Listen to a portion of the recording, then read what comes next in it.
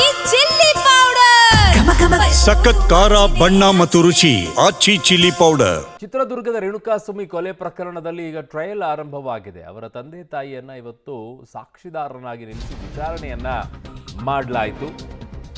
So D ಗ್ಯಾಂಗ್ನಿಂದ Renukaswamy ಹತ್ಯೆ case ಏನಿದೆ, ಆರೋಪಿ ದರ್ಶನ್ ಅಂಡ್ ಗ್ಯಾಂಗ್ಗೆ ಅಸಲಿ ಅಗ್ನಿ ಪರೀಕ್ಷೆ ಈಗ ಸತ್ಯಾಸತ್ಯತೆಗಳು ಈಗ ಆಚೆ ಬರುತ್ತೆ.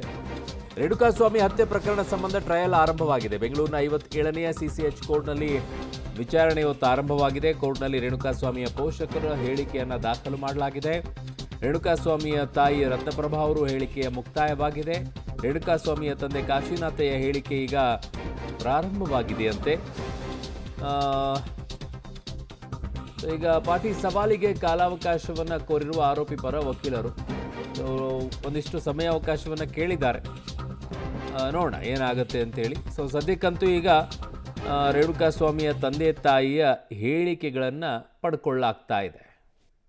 ನನ್ನ ಸಹೋದ್ಯೋಗಿ ಕ್ರೈಮ್ ಬ್ಯೂರೋಯಿಂದ ಉಮೇಶ್ ನನ್ನ ಸಂಪರ್ಕಕ್ಕೆ ಸಿಗ್ತಾ ಇದ್ದಾರೆ. ಉಮೇಶ್, ಏನೆಲ್ಲ ಇವತ್ತು ಹೇಳಿಕೆಗಳಾಯಿತು, ವಿಚಾರಣೆ ಯಾವ ರೀತಿಯಾಗಿ ನಡೀತಾ ಇದೆ ಉಮೇಶ್?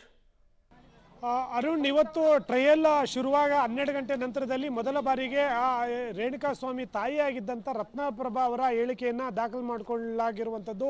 12 ಗಂಟೆಯಿಂದ 1:30 ತನಕ ಕೂಡ ಅವರ ಹೇಳಿಕೆಗಳನ್ನು ನ್ಯಾಯಾಧೀಶರು ದಾಖಲು ಮಾಡಿಕೊಂಡಿದ್ದಾರೆ. ಈ ಸಂದರ್ಭದಲ್ಲಿ ಬೆಳಗ್ಗೆನೇ ಅಂದರೆ ಅವರು ಇವತ್ತು ಬರ್ತಾರೆ ಅನ್ನೋ ನಿಟ್ಟಿನಲ್ಲಿ ಸಾಕಷ್ಟು ಸಂಖ್ಯೆಯಲ್ಲಿ ಕೋರ್ಟ್ ಹಾಲಲ್ಲಿ ವಕೀಲರು ಸೇರಿದಂತೆ ಬೇರೆ ಬೇರೆ ಜನ ಸೇರ್ಕೊಂಡಿದ್ರು. ಆ ನಿಟ್ಟಿನಲ್ಲಿ ಇವರ ಪರ ಅಂದರೆ ದರ್ಶನ್ ಪರ ವಕೀಲರಾದಂಥ CV ನಾಗೇಶ್ ಅವರಿಗೆ ಮನವಿ ಮಾಡ್ಕೋತಾರೆ. ಅಂದರೆ ಇನ್ ಕ್ಯಾಮ್ರಾ ಪ್ರೊಸೀಡಿಂಗ್ಸಲ್ಲಿ ವಿಚಾರಣೆ ಯಾರು ಮಾಡಬೇಕು ಅಂತ ಮನವಿ ಮಾಡಿಕೊಂಡ ನಿಟ್ಟಿನಲ್ಲಿ ಎಲ್ಲರನ್ನೂ ಕೂಡ ಹೊರಗಡೆ ಕಳಿಸಿ ಬರೀ SPP ಪ್ರಸನ್ನಕುಮಾರು ಮತ್ತು ದರ್ಶನ್ ಪರ ವಕೀಲರಾದಂಥ CV ನಾಗೇಶು ಮತ್ತು ಪವಿತ್ರ ಗೌಡ ಪರ ವಕೀಲರಾದಂಥ ಬಾಲನ್ನು, ಈ ರೀತಿಯ ಪ್ರಮುಖ ಲಾಯರ್ಗಳು ಮತ್ತು ಅವರ ಅಸೋಸಿಯೇಟ್ಗಳು ಮಾತ್ರ ಕೋರ್ಟ್ ಹಾಲಲ್ಲಿ ಇದ್ದಂಥದ್ದು. ಆ ಸಂದರ್ಭದಲ್ಲಿ ರತ್ನಪ್ರಭಾ ಅವರ ಹೇಳಿಕೆಯನ್ನು ದಾಖಲು ಮಾಡಿಕೊಂಡಿದ್ದಾರೆ. ರೇಣುಕಾಸ್ವಾಮಿ ಮನೆಯಿಂದ ಹೋಗಿದ್ದು ಯಾವಾಗ, ಮತ್ತು ನಿಮಗೆ ಆ ವಿಚಾರ ಗೊತ್ತಾಗಿದ್ದು ಯಾವಾಗ, ಮತ್ತು ಯಾವಾಗ ಮರ್ಡರ್ ಆಗಿರೋ ವಿಚಾರ ನಿಮ್ಗೆ ಯಾವಾಗ ಗೊತ್ತಾಯಿತು ಅನ್ನೋದು ಸೇರಿದಂತೆ ಅವರಿಗೆ ಗೊತ್ತಿರುವಂಥ ಎಲ್ಲ ಮಾಹಿತಿಗಳನ್ನು ಕೂಡ ಡೀಟೇಲ್ ಆಗಿ ಕಲೆಕ್ಟ್ ಮಾಡಿರುವಂಥದ್ದು. ಅದಾದ ನಂತರದಲ್ಲಿ ಅವರ ತಂದೆ ಏನಿದ್ದಾರೆ, ರೇಣುಕಾಸ್ವಾಮಿ ತಂದೆ ಅವರ ಕಾಶಿನಾಥಯ್ಯ ಅವರ ಹೇಳಿಕೆ ಕೂಡ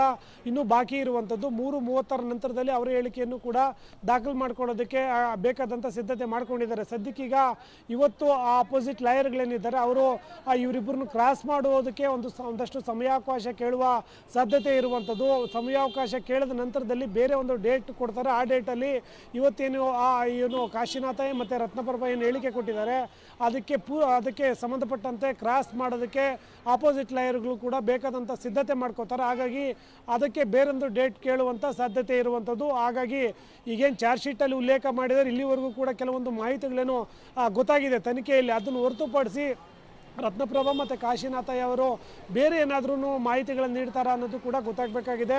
ಸದ್ಯಕ್ಕೆ ಇನ್ ಕ್ಯಾಮ್ರಾ ಪ್ರೊಸೀಡಿಂಗ್ಸಲ್ಲಿ ಮಾಡ್ತಾ ಇರೋ ಕಾರಣಕ್ಕಾಗಿ ಆ ಸಂಬಂಧಪಟ್ಟಾಗೆ ಮಾಹಿತಿಗಳು ಇನ್ನಷ್ಟೇ ಸಿಗಬೇಕಾಗಿದೆ. ಅರುಣ್.